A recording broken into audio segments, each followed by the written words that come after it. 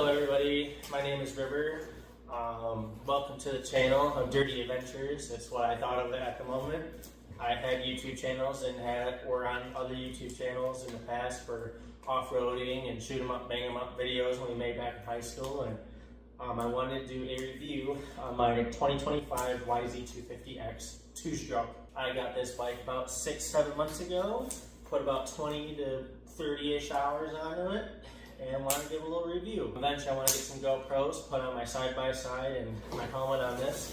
And my wife just got her bike a couple days ago. It's TTR 125, and she's going to learn how to ride. And next year, my daughter's only 3.5, but next year she's big enough, she's going like a weed and she'll get her own PW 80 or 50. So this bike, I bought it brand spanking new 6-7 months ago in the spring. As soon as the snow melt, this sucker was mine. I wanted to get back into dirt biking. I had about 5 or 6 years without a dirt bike. I bought a Honda Talon first, side-by-side, 1000 X4.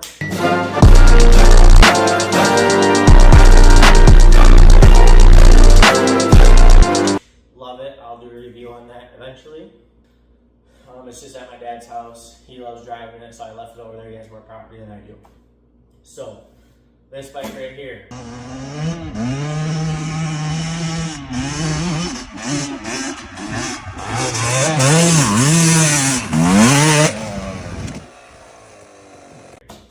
Cost me, it was like $9,995 after taxes, like $10,200, somewhere around there. I live in Michigan, prices may vary, who knows. So this bike, out of the box, I loved it, but I didn't really like it. And I'll explain why. I love it because it's a 2-stroke, 250. There's no other reason, maybe. There's no other reason. I've been on some tracks before on dirt bikes. I never really officially raced on a motocross track, but I didn't really want to get into the track scene. I like woods riding, I like technical stuff. I want to get into the hard enduro.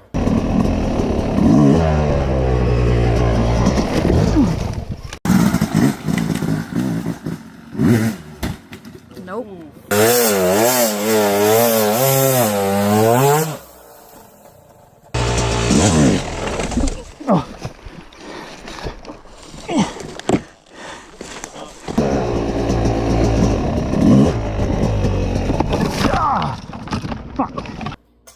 So after driving a few like more engineered for hard enduro bikes,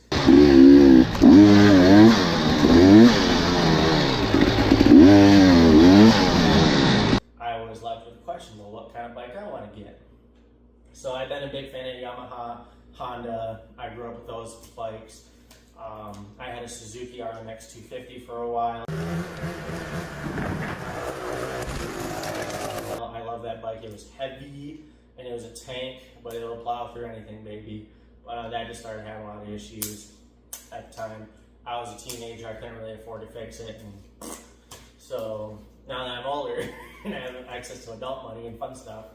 So this bike here, out of the box, it feels like a motocross bike, because it is. Even though this is advertised as their like cross-country enduro version of the motocross one, the YZ250X, when you hit a bump, it was like immediately shoot you to the next zip code. And I didn't really like it because it seemed like you were just hanging on to the bike and the bike was just taking you for a ride, instead of vice versa. You're not really in control of the bike when you want to do technical stuff.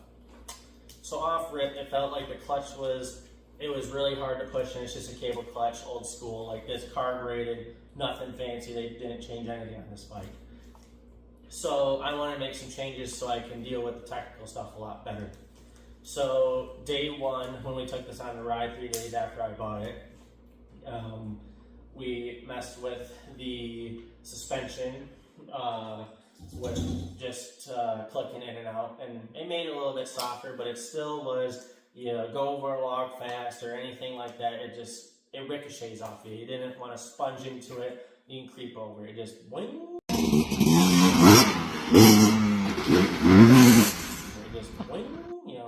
Off you. Again, it could be a little bit rider error, but when I rode a EC200,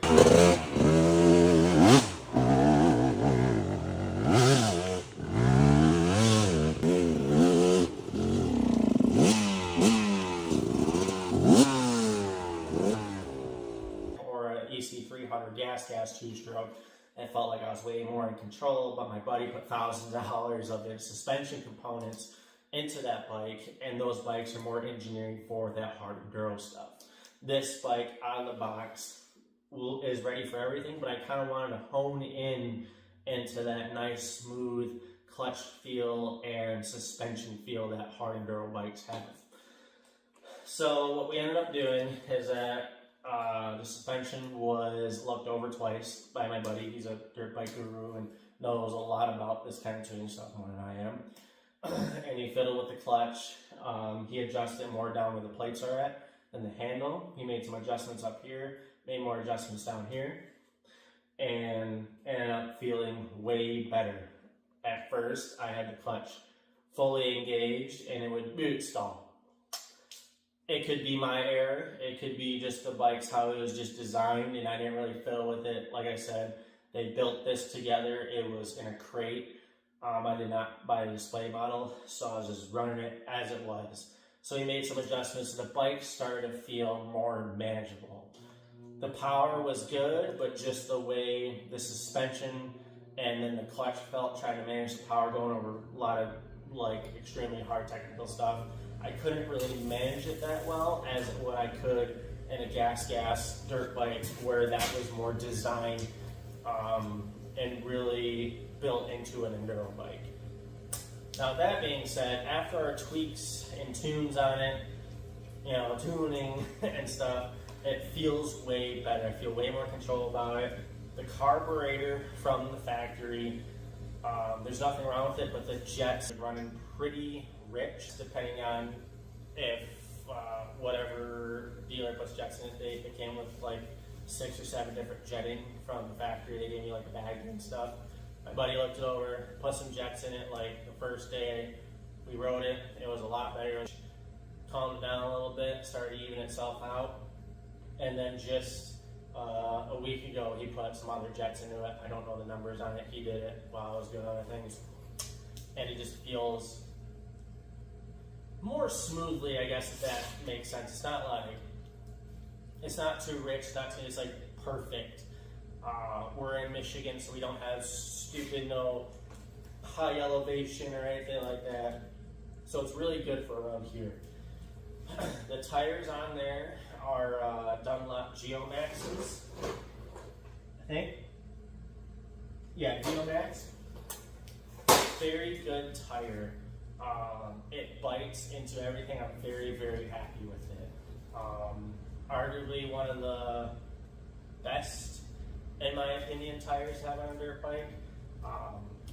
Water with rocks, dry rocks, sharp rocks, ruts, trees, mud, sand, deep sand.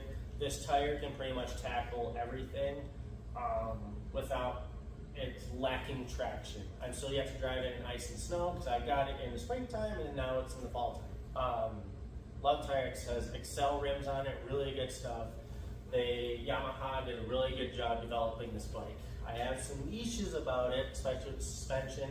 It just felt like a straight motocross bike and I didn't want that. The fuel tank on there is only like 2-point-something gallons.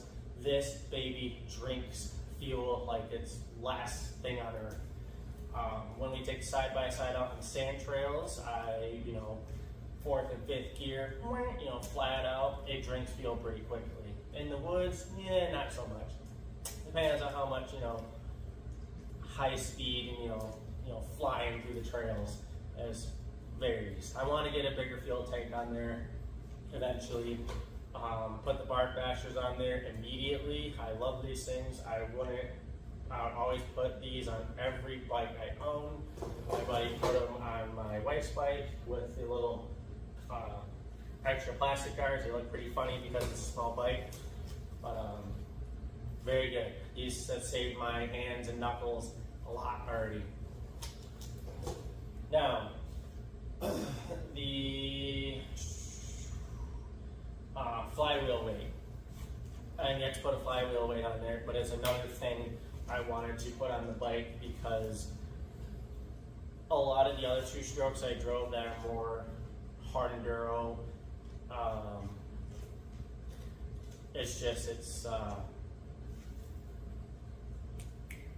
it's more engineered for that. This is just like all or nothing. This is what that feels like. It is a rabbit on 100 at all times. So I want to put a flywheel weight to kind of calm it down a little bit, especially with how the clutch is now adjusted. It's not as like, you know, nothing, everything. And that's when you're trying to do technical stuff, that really sucks. And I have really good clutch control. It's just I couldn't figure out, I think it's just the way they engineered it. I believe these bikes should come with a hydraulic clutch on them, just like the enduro, like cross-country models, because that's what they build them for, and you need that kind of good clutch in it to be able to do like the technical stuff. That's what I would wish this bike would come with: bigger fuel tank and a hydraulic clutch. I don't think I'll ever put a Recluse in here. I drove some bikes with Recluses. I liked them though, but I prefer hydraulic, or I love this clutch now because my buddy adjusted it very well. So thank you. So for armor, I would like to eventually put a disc brake guard on there, caliper guard, full skid plate, radiator guards, and in the back here by the rear sprocket guard and the brake disc back there. Would I recommend this bike to anyone? Absolutely. I'd buy it again. I am very happy that I went with this dirt bike. Again, I was looking at KTM's, Husqvarna's, gases. I almost got a 450 RX Honda 4-stroke CRF. And I'm really happy I went with this bike. I love 2-strokes. All of my bikes except my first 2 bikes are 2-strokes. I prefer them more than 4-strokes. Again, I don't do any motocross stuff, so I don't really need a 4-stroke. Eventually, I'd like to get a 4-stroke one day. But I'm very happy with this. It is not a master of one thing, but it's damn good at everything you put it through. You can track it. You can go cross country with it if you put a bigger fuel tank on there. You can do hard enduro stuff if you want to tune the suspension a little bit more, put a different clutch in it. And if you want to dump a couple $1,000s into the new forks and the new rear shock and stuff. I might go that route in a year or 2, or I might just buy a gas and just have that as my, like, you know, my race enduro bike, and this is just an all-around dirt bike. The seat is not comfortable. It is stiff, and my ass cheeks hurt after riding it after a while. I eventually want to get a softer seat for it. It's very tough. Not really tough, it's stiff. It's not like, I like cushiony things. That's just a preference for me. I like a softer seat, and I want my next seat to kind of be like a banana seat, like a little bit more curve into it. This bike sits tall. I'm 5'10" and a quarter or something like that. With me on it, I can have my feet flat on the ground, but when you're going over logs, it kind of bucks you off it because the seat is like level with the top of the bike. I want it to kind of swoop down a little bit. That's more of a preference. That's not me bashing the, you know, the engineering out of it. I more or less bashing is it came with a motocross tank on it, and if it's cross country one, it should have came with a bigger gas tank. I believe it should have came with a hydraulic clutch and a little bit better suspension, more for like enduro stuff, because Yamaha makes great class motocross bikes, and this is what this is it feels, it drives, it rides like a motocross bike, and we're tweaking and tuning to kind of get away from that feel. So that's my review on it. I absolutely love the bike. It's pretty loud stock. I love loud things, but I'm 27 now, and you know, eventually it gets me a headache. I might put a full system exhaust on it, Pro Circuit or FMF, who knows, or I might just leave it the way it is. It doesn't have a spark arrestor on there, so I might put a spark arrestor in this, or just put a Pro Circuit, you know, slip-on muffler on it that has one or whatever. Other than that, it's a good bike. I highly recommend getting one. depending on what you're using it for, I would save up your, extra $1,500, $2,500 and get suspension better tuned for your style of riding. That's more or less in the hard enduro part. If you're doing it right off rip for like motocross, it's fine right out of the box. Your clutch too, if you're doing a lot more technical stuff or like trials bike kind of stuff, clutch is another big thing. That's really it. That's honestly really it. That's just my personal opinion. Obviously other people would be like, it's fine, but I beg to differ. I try a lot of stuff with this bike, and the only thing it doesn't really, it shines very well, but I just noticed that the style of clutch kind of works against you a little bit in the tighter stuff, and the suspension, it's just like a motocross feel, and you don't want that feel when you're trying to really go up a lot of big rock climb or hill climb or go over humongous logs at the size of this dirt bike. You just want something softer. Other than that, it's a good bike. So I'll quit yapping there, but welcome to the channel. We'll have more fun videos of, airing out the side by side or airing out this thing, or my wife learning how to do a dirt bike and riding it and eating crap. But it's a good bike. Buy a YZ250X, baby. It's an awesome dirt bike. Make sure it's 2-stroke though. No 250 4-strokes. No. 250 2-stroke, baby.